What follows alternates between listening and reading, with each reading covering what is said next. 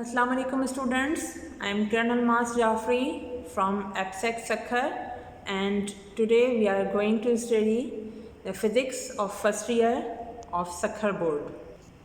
Chapter 2, Scalars and Vectors, and today we will study the addition of vectors by rectangular components, the graphical method. Now suppose we have two vectors A and B in xy components, between xy components, so it is xy plane. So we have two vectors in xy plane. The vector A has magnitude capital A and the vector B has magnitude capital B. Vector A is making angle theta 1 with positive x-axis and vector B is making angle theta 2 with positive x-axis. To add these vectors by rectangular components, first of all we will draw the vector B from the head of vector A, but before that we will draw a relative x-axis or representative line of x-axis which passes through the vector A. Now you can see the line L, the dotted line L, which is parallel to x-axis and it passes through the head of vector A, is a representative line of x-axis. From this line we will draw the vector B, which is parallel to the first vector B, having same magnitude and same angle, and it starts from the head of A, vector A. So new vector B, new vector is also called B because its magnitude is same as the first vector B and its angle is also the same with first angle B. So it is also vector B. Now we have drawn vector B from the head of vector A. Now we are going to draw their rectangular components, the rectangular components of A and the rectangular components of B. Now you can see that we have resolved vector A and vector B into their rectangular components.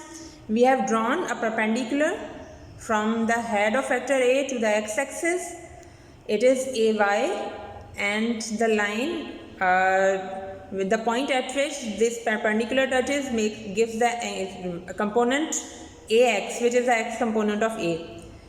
In the same way, we have drawn a perpendicular line from the head of B to the representative line L, which represents the x-axis. So we can say that we have drawn a perpendicular from the head of B to the x-axis, which is BY, the y component of B, and on the line L we get the x component of B, which is BX. Now we'll add the x components and the y components. You can see that AX and BX have the same direction. They both are along x-axis, and AY and BY, they have same directions. They both are along y-axis. So now we are going to add them. Now you can see that I have drawn two new lines. One is representing BX, parallel to BX, and now you can see that this is BX, the original BX, and parallel to BX with the same magnitude I have drawn another BX here from the tail of AX. Now AX and BX are added by head to tail rule. In the same way, this is AY and I have drawn another AY parallel to this AY, and this AY is added with the BY by head to tail rule, and now we have addition of AY and BY. Here you can see that AX and BX, they both are added, and AY and BY, they both are added. Now you can see that AX and BX, when added, they become the RX, which is the X component of resultant, and when AY and BY are added, they give RY, which is the Y component of resultant.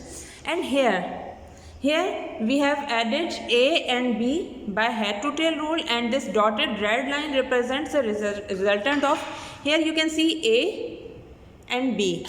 They are added by head to tail rule. We have started B from the head of A, and this R is the resultant which starts from the tail of A and ended at the head of B. And you can also see that the addition of by and ay, which gives the resultant ry, it is making the y component of the resultant, and ax and bx, which combinedly give rx, it is actually making the x component of the resultant.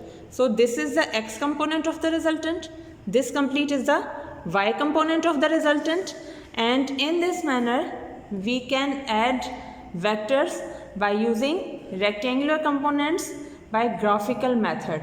Thank you.